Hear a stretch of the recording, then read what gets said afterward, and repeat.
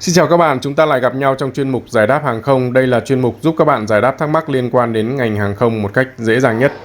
Ngày hôm nay chúng tôi muốn đặt cho các bạn một câu hỏi. Sau khi làm thủ tục vào phòng chờ, các bạn hay làm gì nhất? Ở sân bay Nagoya và Haneda ở Nhật Bản hay Amsterdam Schiphol ở Hà Lan, người ta thiết kế riêng một khu để hành khách ngắm máy bay và các hoạt động trên sân bay, ngay trên khu sân thượng nhà ga. Và khi quan sát các hoạt động trên sân bay, chúng ta phát hiện ra hình như có rất nhiều thứ chỉ ở sân bay mới có và chúng ta chẳng biết nó là thứ gì. Trong clip này chúng tôi sẽ giúp bạn gọi đúng tên 16 loại xe thường gặp trong sân bay. Đây là những loại xe phổ biến nhất, còn các loại đặc chủng xin phép được chia sẻ ở những clip khác. Loại xe đầu tiên là xe chở khách trong sân đỗ. Trong trường hợp máy bay đỗ ở ngoài sân đỗ, không cập cầu ống lồng, hành khách phải di chuyển từ nhà ga ra máy bay bằng loại xe này. Có hai loại xe như bạn nhìn thấy trên màn hình. Loại nhỏ thường chở khách hạng thương gia hoặc phổ thông đặc biệt. Loại lớn chở hành khách hạng phổ thông. Không phải tất cả các loại máy bay đều phải sử dụng xe thang, nhưng với đại đa số các máy bay vận tải thương mại, do cửa lên tàu bay khá cao nên đây là phương tiện khá quen thuộc đối với mỗi hành khách khi đi máy bay. Trên thực tế thì có nhiều loại xe thang không chỉ phục vụ cho hành khách mà còn phục vụ cho các nhân viên được phép làm việc lên hay xuống máy bay. Loại xe thứ ba là xe phục vụ hành khách cần trợ giúp đặc biệt. Đây là loại dịch vụ rất hay của hàng không nên tôi sẽ nói kỹ hơn một chút nhé. Vì một số lý do nào đó hành khách bị hạn chế trong việc di chuyển thì nên báo trước cho hãng hàng không ít nhất là 24 giờ trước giờ dự kiến khởi hành để họ chuẩn bị. Có hãng thì yêu cầu 48 giờ. Đa số các hãng thì miễn phí cho dịch vụ này và thường sẽ yêu cầu một người nhà khỏe mạnh lớn hơn 18 tuổi đi kèm. Người đi kèm thì cũng được đi chung với xe đặc biệt này luôn để cùng nhân viên hàng không trợ giúp người nhà. Nếu bạn cần sử dụng dịch vụ này, hãy liên hệ với hãng khi đặt vé để được hướng dẫn chi tiết các thủ tục.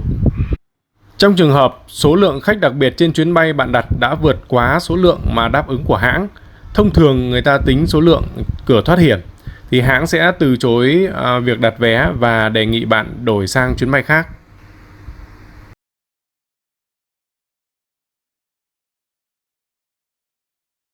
Còn một loại trang thiết bị nữa ở sân bay để phục vụ bạn lên hoặc xuống máy bay, đấy chính là cầu hành khách. Trong trường hợp máy bay đỗ sát cạnh nhà ga, vì cầu hành khách có chức năng nối giữa nhà ga đến máy bay. Bạn đang nhìn thấy trên màn hình là đầy đủ nhất cho 3 loại xe có chức năng đưa đón bạn lên máy bay. Bạn rất dễ nhận ra loại đầu kéo nhỏ kéo theo các dolly hoặc mâm hàng như những chú kiến chăm chỉ trên sân bay. Những xe này đưa hàng hóa hoặc hành lý ký gửi của bạn từ nhà ga ra máy bay và ngược lại. Đến nơi nó sẽ chuyển giao cho một trong hai loại xe chúng ta nhìn thấy đây. Đây là xe nâng hàng, xe này chuyên để xếp dỡ hành lý hàng hóa được đóng trong mâm, thùng lên tàu bay. Nếu bạn để ý sẽ thấy, thứ nhất, độ cao của các đôi ly phía sau đầu kéo và mặt của bệ xe nâng bằng nhau. Thứ hai là chiều rộng của đáy các thùng hàng cũng bằng với chiều rộng của bệ xe nâng. Và thứ ba là mặt của các đôi ly sau đầu kéo và bệ của xe nâng đều có con lăn. Tất cả giúp cho người nhân viên bốc xếp hàng hóa rất dễ dàng để thao tác.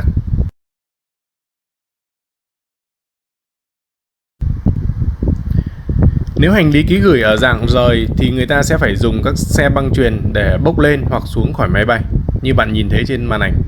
Cách để dễ nhớ các loại xe này là chúng ta gắn tên vào với chức năng nhiệm vụ của chúng. Còn nếu vô tình gặp trên sân bay thì cũng khó mà nhớ ra được. Loại xe thứ 8 là xe suất ăn. Xe này có nhiệm vụ cung cấp và thu gom suất ăn phục vụ trên máy bay. Số lượng nhiều thì cập nguyên một xe to vào và thường đỗ ở phía cuối máy bay. Trường hợp ít thì chuyển từng thùng nhỏ như thanh niên đang đứng ở đây. Có thức ăn rồi, giờ đến nước uống. Đây là xe chở nước cung cấp lên máy bay. Ở các cầu hành khách hiện đại họ sẽ cấp nước sạch luôn. Trông nó khá giống với xe vệ sinh tàu bay. Loại thứ 10 là xe vệ sinh. Bạn nhìn kỹ thì xe nước sạch có các ống nhựa màu trắng ở phía trước gần với buồng lái. Còn xe vệ sinh thì gồm các ống lớn hơn đặt ở cuối xe. Các ống này dùng để hút chất thải trong buồng vệ sinh và cấp nước rửa buồng vệ sinh máy bay. Đôi khi chúng ta cũng gặp những loại xe nhỏ nhìn khá giống với xe chở khách hạng C, nhưng khác là xe khách hạng C thì nhìn đẹp hơn, sang hơn những cái xe chở nhân viên phục vụ mặt đất này. Có lẽ là cùng với xe chở khách thì xe tra nạp nhiên liệu là xe dễ nhận ra nhất vì nó khá giống với các xe ở bên ngoài. Lần tới chúng tôi sẽ chia sẻ loại xe đặc biệt hơn dùng để bơm nhiên liệu mà không chở các tech như những xe này. Như vậy là chỉ với khoảng 4 phút chúng ta đã biết hết các loại xe cơ bản để phục vụ hành khách rồi. Tiếp theo sẽ điểm qua một số loại xe chuyên dụng phục vụ máy bay. Đây là xe cấp điện cho máy bay hay còn gọi là GPU, được dùng khi mà APU, tạm hiểu như là bình ắc quy trên máy bay bị hỏng. Hoặc là có một số hãng kể cả khi APU bình thường họ cũng yêu cầu sử dụng GPU riêng. Thông thường khi GPU xuất hiện bên cạnh máy bay phục vụ hành khách thì cũng sẽ xuất hiện luôn xe điều hòa không khí, vì nếu điện ở trên máy bay không đủ để khởi động động cơ thì cũng khó đủ cho điều hòa không khí. Tiếp theo là xe kéo hoặc là đẩy tàu bay. Trường hợp đỗ ngoài sân đỗ mà máy bay tự hành được thì sẽ không cần xe kéo đẩy mà lăn thẳng luôn. Ở đây bạn phát hiện ra một loại xe nữa, thường là các xe bán tải để chở các anh thợ máy sau khi vẫy tay chào tổ lái và thu chèn bánh máy bay. Như vậy, trong video clip này chúng ta đã điểm qua 16 loại xe cơ bản nhất trong số các phương tiện hoạt động trên sân bay. Hãy đăng ký kênh và ấn chuông để ủng hộ chúng tôi làm những video clip tiếp theo. Bạn nào quan tâm đến các tài liệu mô tả chi tiết các phương tiện vừa có trong clip, hãy để lại email trong phần bình luận. Chúng tôi sẽ gửi tài liệu cho bạn. Còn bây giờ xin cảm ơn và chào tạm biệt các bạn. Hẹn gặp lại các bạn ở các video tiếp theo.